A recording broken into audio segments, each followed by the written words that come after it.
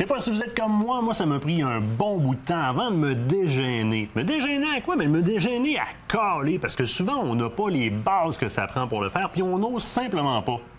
Aujourd'hui, j'ai avec moi quelqu'un qui, justement, dans sa vie, fait de la formation là-dessus. Rémi Boily, comment ça va? Salut Martin.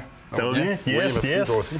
Tu es un grand ami à Guy Paul. Oui. C'est Guy Paul qui t'a référé à moi, d'ailleurs. Il me dit, Rémi, non, c'est mon grand chum, mais c'est le plus grand caleur que moi, j'ai eu à chasser avec.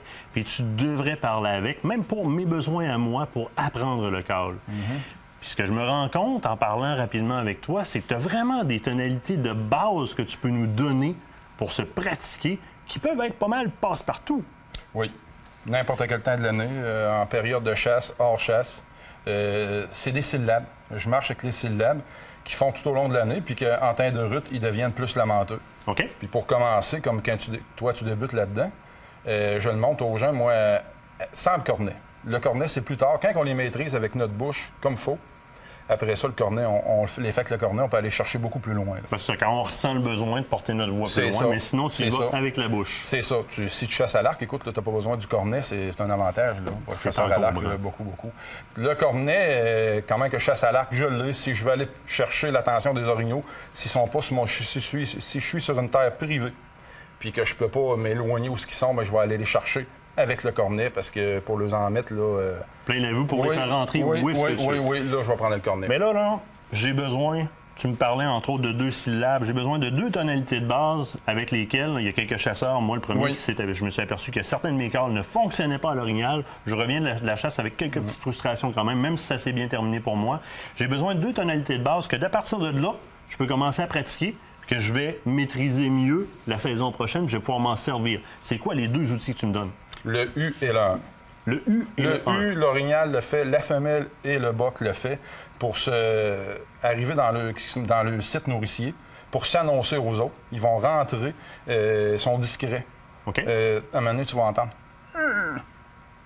Oui. Ou le 1. La variante n'est pas énorme entre les deux, là.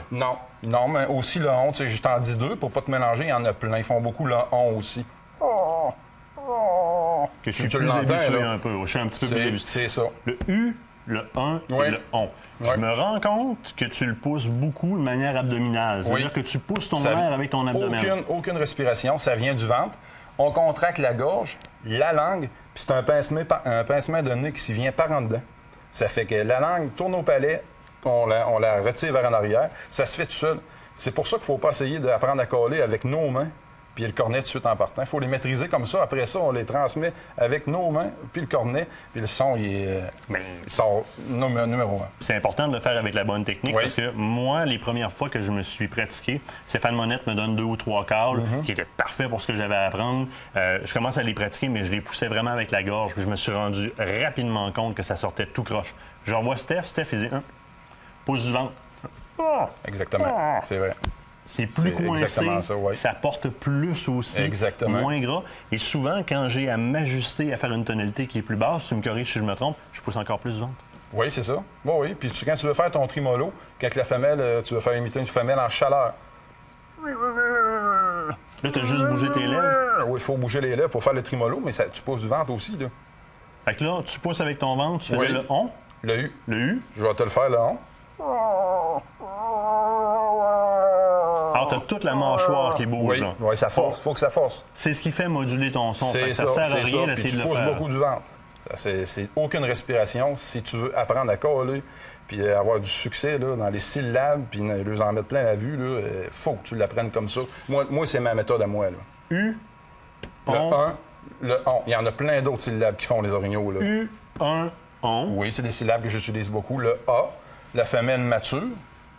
Dans le temps du rut, oui, le A. Excuse-moi, tu me surprends, le là. A.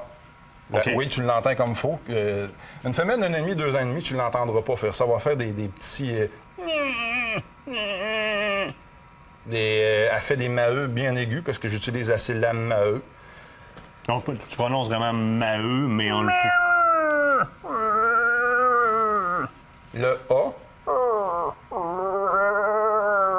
Toujours avec un certain mouvement. Tu l'entends souvent quand elle a son boc avec elle. Elle est en pleine ostrus. Elle fait beaucoup. Elle veut le garder avec elle. Elle fait beaucoup la femelle mature. Puis ces sons-là attirent les autres orignaux matures. Les bocs, les femelles, t'es fait rentrer avec ça, avec des sons d'orignaux de bocs matures en arrière. Ça fait, puis des petits bocs. Tu veux juste en prendre un bout pour le... Non. C'est vraiment bon, ça. Un petit peu de pratiquer souvent. Il nous reste à peine 1 minute. Là, ça veut dire que dans la douche puis dans la voiture, ça, ce sont les Partout, sons. tout le temps à l'année. U, 1, on. Oui. Poussé avec le ventre. C'est ça. Puis toi, tu t'amuses à répliquer la présence d'une famille d'orignaux. Et voilà. Question de mettre tout le monde, si on veut, socialement à l'aise. On te trouve sur Facebook, de toute façon, assez facilement. Oui. Si on veut venir te parler. C'est Alors, ça. si on cherche sur Aux Facebook... amants de la nature aussi. Ben oui, au travers de Guy Paul Thibault, aux amants de la nature. Et... Si vous cherchez Rémi, vous cherchez Rémi Boily et vous trouvez ce visage-là sur Facebook, vous êtes à la bonne place. C'est une personne avec qui vous pouvez aller parler au niveau formation. Rémi, je te remercie. Hey, c'est le temps c'est qu'on moi qui te avait. remercie. Mais il faut se revoir Pas absolument. de problème, je reviens quand tu veux. Nous autres, on s'en va à la pause. Après la pause, on parle avec Éric de Taxidermie chez Éric. On parle de sa boutique. On parle aussi de montage de panache d'orignal. Restez là.